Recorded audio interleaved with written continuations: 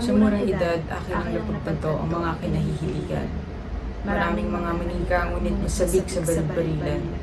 Mas gusto ang kulay asul kaysa kulay pula. Sa murang edad, nakarinig na ng mga sambit ng ibang tao na, ano ka ba talaga?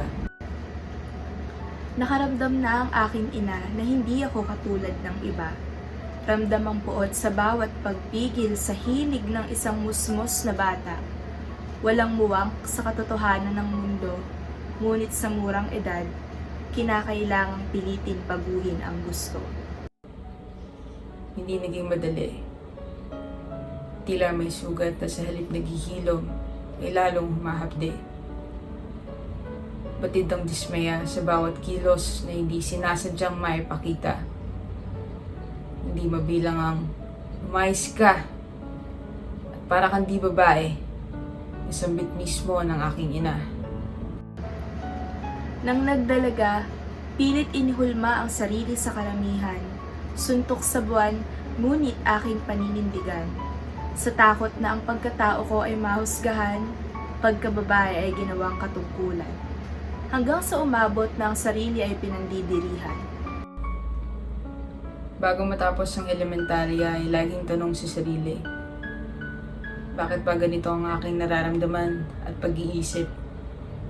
Nagbunga ang itinanim na galit dahil hindi katulad ng nakararami, nagsimulang magkagusto sa kapwa babae.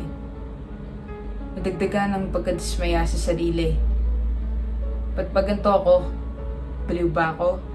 May problema ba sa utak ko? Mga tanong na habang tumatagal ay dumarami.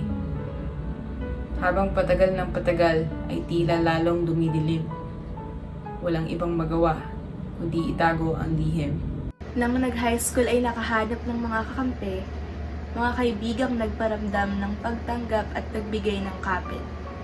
Dahil sa kanila ay mas gumahan ang dalang bagahe, napagtantong hindi ako nag-iisa at hindi ako kakaiba. Dahil sa kanila ay natutunang mahalin ang sarili.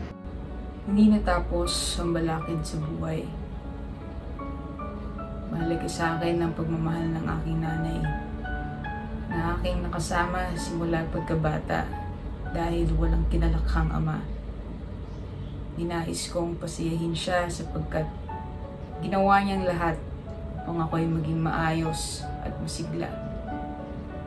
Sinubukan kong ilibing ang aking katotohanan para sa kanya. Natutunan ko na sa aking pagkatao ay walang mali.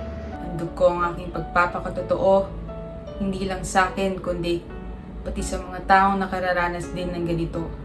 Pati na rin sa mga mahal ko sa buhay na nararapat makilala ang totoong ako.